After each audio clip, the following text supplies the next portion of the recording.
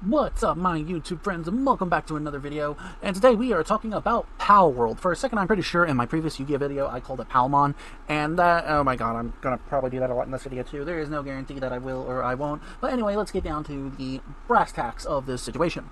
So, about like a couple of weeks ago, Palworld came out and is selling like hotcakes on Nintendo, not Nintendo, sorry, we'll get to Nintendo in a minute, on Steam. And it is a really fun game. As a survival game, it is freaking good and amazing. I've been playing a lot of it on my own for the past couple of weeks. I've done a couple of streams with it on over at Twitch, which if you want to watch, please go follow me down in the link in the description down below.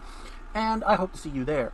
Well, Palworld has, there we go again, calling it Palmon. Palworld has come under a lot of controversies as of the release, down to its CEO being into cryptocurrency, mentioning that AI is the way of the future, of copyright infringement with Nintendo, and I just want to get down to brass tacks on the lot of it. Because there's a lot of misinformation going around, because there's a lot of certain individuals who I dare do not call Pokemon fans, spreading a lot of misinformation because they're angry at this game. Mostly because some of the pals look similar to some of the Pokemon at first glance. Now, here's the thing.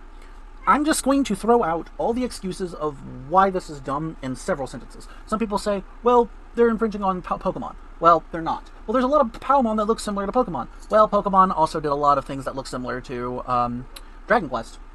So there's that. But also, Pokemon does not own the right to a capture RPG-style game. Hell, it wasn't even the first to do it. The oldest game that I can recall that had something similar to this was Megami Tensei from 1987. And Pokemon didn't come out until, what, almost a little over 10 years later? We have homeless. She wants to put her own 2 cents in it. So, again, and to my understanding, these people who claim Palworld is a ripoff of Pokemon have not actually played the game. Pokemon is an RPG focused on raising your Pokemon to do battle with others. With Palworld, you use your creatures to not only help excavate the entirety of the landscape, but you also use them to protect your bases, to build things, and to do other activities. Now, again, the reasoning for this is simple. The game's really popular and it looks similar, and I believe it's because it's something new that Pokemon has not tried yet. Now, out of all of this, people have been bugging Nintendo, or the Pokemon Company. By the way, they are 2 separate entities, and whatever Nintendo does, even though they own Pokemon, they're not the Pokemon Company, to do something about this. And I think they were ignoring it until some dumbass made a mod. Now, here's the thing. Pokemon usually, or Nintendo usually doesn't go after you until you start making money off of something. And this, dare I say, illiterate son of a bitch decided to make a mod which turned all of the fucking Palmon into Pokemon and replaced the NPCs with Pokemon characters. Now that's fine if it was for free, but he decided to put it on charge on his Patreon. And when Palmon and Nintendo found out about it, Nintendo took action first and put a lawsuit on this guy. Then they stated that they'll be doing an investigation into Palworld. Now, the way I see it, and the way a lot of like-minded individuals see it, is they're only saying this to get the quote-unquote Pokemon fans to shut up. Now, as a Pokemon fan myself, the reason why I say quote-unquote Pokemon fans to these people who keep on, trying to get Palworld taken down, is because if you're a Pokemon fan, you wouldn't do that. Period. And, again, let's look back on the major issue. 1, Pokemon Scarlet and Violet did sell the most out of all Pokemon games currently. Was it the best Pokemon game? In my opinion, no. Was it good? In my opinion, yes. In terms of story and development, this game was really good. I wish it had voice acting, which, by the way, you can look at the VODs of the streams from my Pokemon streams on this YouTube channel if you hit the subscribe and bell icon.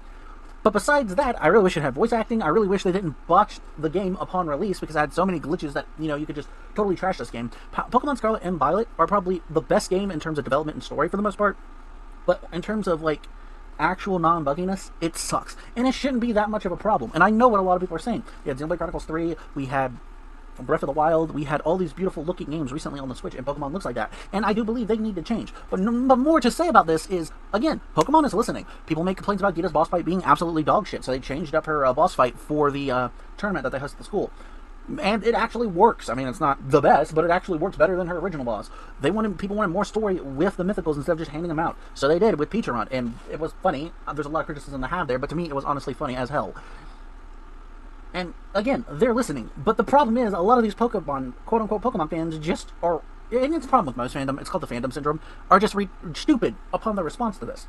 Palmon is not Pokemon. Yes, they're using the idea of what Pokemon put down to sell their game. But if you sit there and actually play it, it is not Pokemon whatsoever. This has gotten to the point to where I get irritated when even my friends go, oh my god, this is better than Pokemon, or Pokemon could do something similar like this. No, they're not. They're not going to annihilate their entire fan base by turning Pokemon into a survival-based scenario. That is stupid from a business perspective. I'm sorry, I hate to say it. If you like Palmon, good, play Palmon. You're probably generally just growing out of Pokemon as a franchise. I hate to say it, but that's probably true. Again, I play the Pokemon games, I have fun with them, because I don't expect much from them. But that doesn't mean I have criticisms. Like I said, for the most part, the ending to the second DLC seemed very abrupt and honestly did not stick the landing, even though I liked the majority of the Indigo Disc DLC. 2. They could do a lot better making these games so they can flesh out their ideas a lot better. 3. Well, I would say they are not listening to their fan base, but they are. But generally, they need to fix their competitive side. It takes like about almost $200 to get into competitive Pokemon because you both need Legend Arceus, Sword and Shield, Scarlet and Violet, and their respective DLCs to get the best Pokemon. And yeah, I'm not gonna lie there. Again, I'm not a competitive player, but just hearing all of this is kind of, fucksy to me. Now, moving on. I like Palmon, but Palmon has the same bug issues as Pokemon, and it's seeing a lot of praise. And I've experienced more bugs in Palmon than I have with Pokemon. And it's kind of fucking hilarious. I guess the difference is this is an early access game versus Pokemon being a release game, but just throwing that out there. And yes, that is a problem. Well, hopefully we will get mods to fix the bugs, or hopefully the company will fix bugs. But until then, I just find it fucking stupid. So, yeah. Moving on to my conclusion. You should not treat Palworld as Pokemon. You should not treat Pokemon as Palworld. They're two different entire franchises.